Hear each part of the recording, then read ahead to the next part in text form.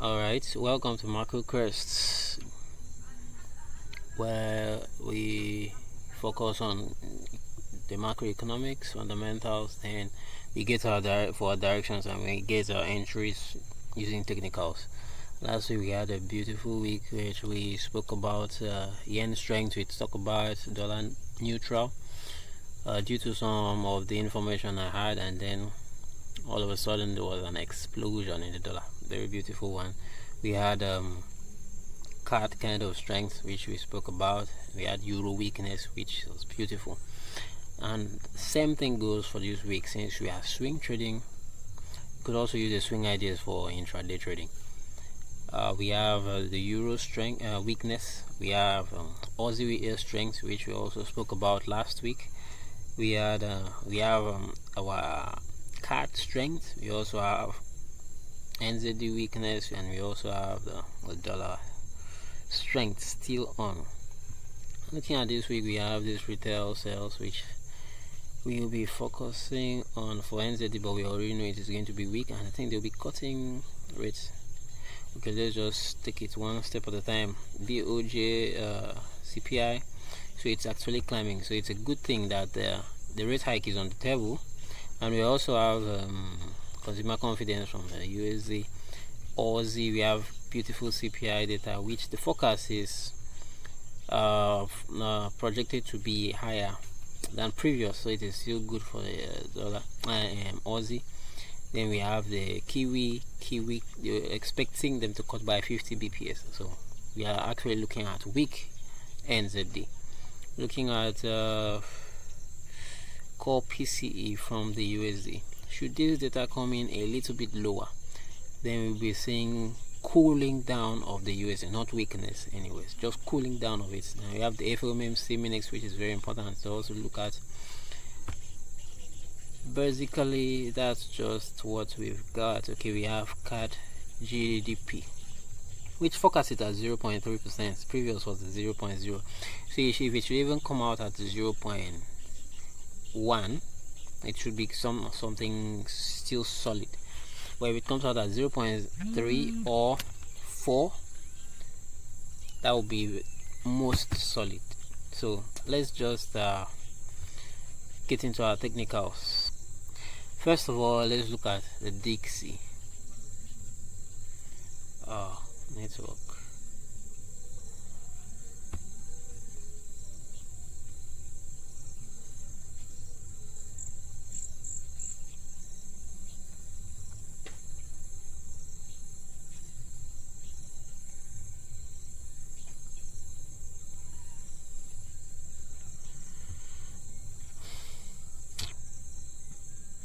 Alright, first of all, let's look at the Dixie. Last week I expected the market to pull back to this weekly demand and continue higher, so that is still on the table, but I'll take it out first.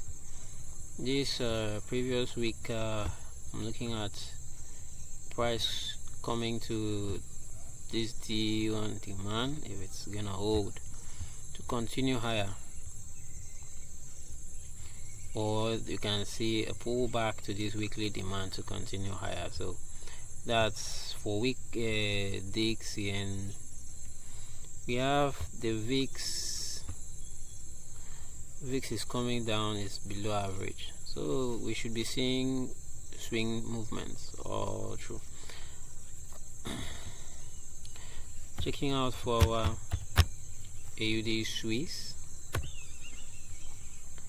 what we do have is, because we spoke about this guy going to the upside, so if you see this is our lower low, it is our lower low, we're looking forward to lower high, but the question is where.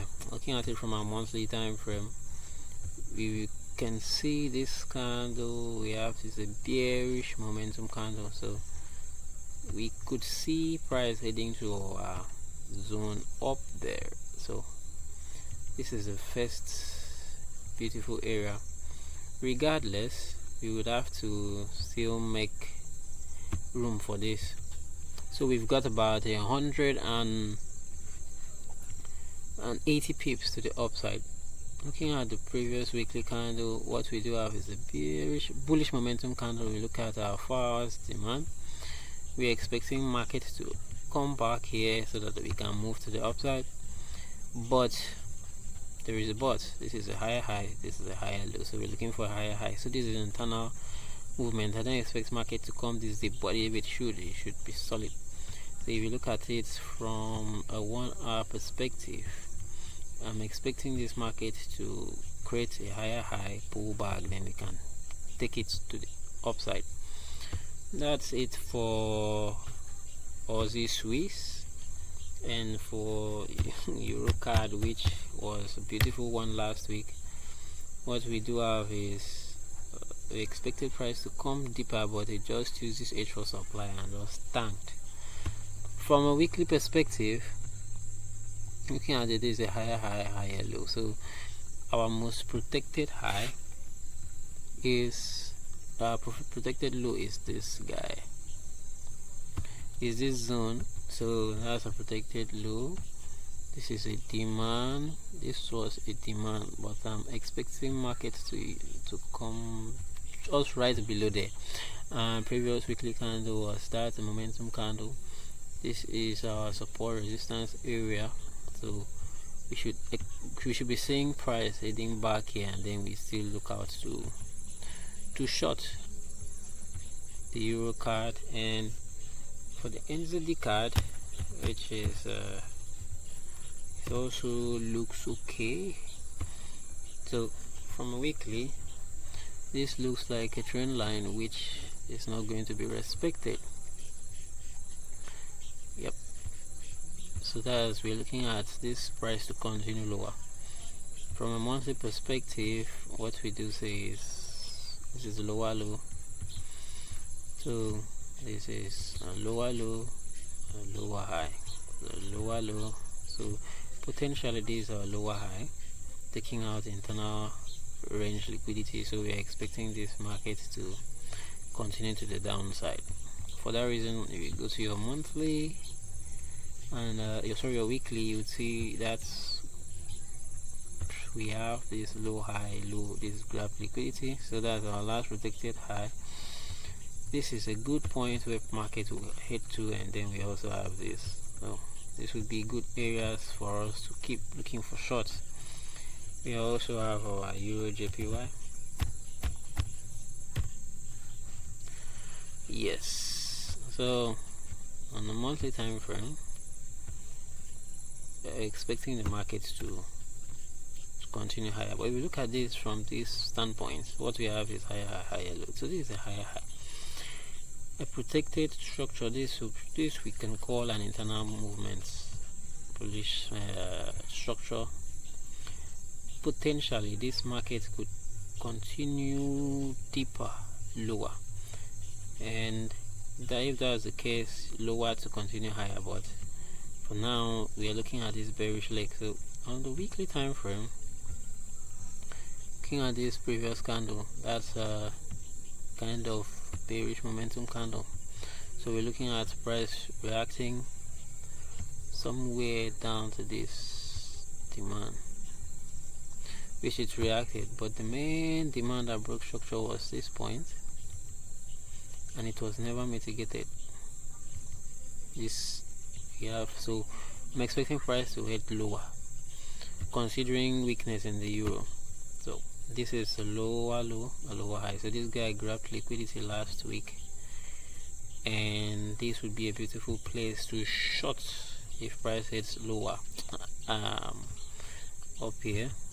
So I expect this for a short, and it will be a very perfect zone on the daily. So this would be a very good one. Let's see how the body, if it should create a bearish momentum candle, then pulls back to a drop-based drop on the daily, then we can look to short our NZD USD. Yep. Alright. So this place looks like a place that might hold, and this is our liquidity. So we say this is a lower low, this is a lower high, this is a lower low, this is now our lower high. So all this internal range, and this is a bearish momentum candle. So What do we expect? We expect price to hit to our H for supply. I'm expecting price to hit there, but it's lower to lower high, so potentially price could do that. Looking at it from a D1 time frame, it's not so solid. But if it should be a drop, best drop, then we will look to take it. Then we have our NZDJPY, which is a very beautiful, one of the most beautiful trades last week, which this guy stopped us out, but we got back in due to lower time frame confirmation. This was the first position. It was nice, very nice, beautiful trade. Looking at it from a weekly standpoint, what we do have is we expect price to head all the way down to 88,500 area. So we still have price potential down. So this is the first breakout structure, lower low, lower high. So probably these are lower low. I'm expecting a lower high, which markets reacted here, no close above, so no close below. So I'm expecting markets to head down here. Supply. But it should be a drop, best drop on the daily, then we look to position ourselves for more shots. And we have the Swiss yen on the weekly time frame. Beautiful position. This could be the point where we would be expecting price, because we also had a breakout structure here, so the price should head here on the weekly time frame, and this would be the area. Yep, that should do. And if that is the case, then we know we have a lot of room to the downside. We just have to look out for our H for supply area. So this would be a nice one to position ourselves. So this was the liquidity graph over here. So potentially price might hit higher here. So these are high probability position for the week, and all this Swiss also. So this should do the trick.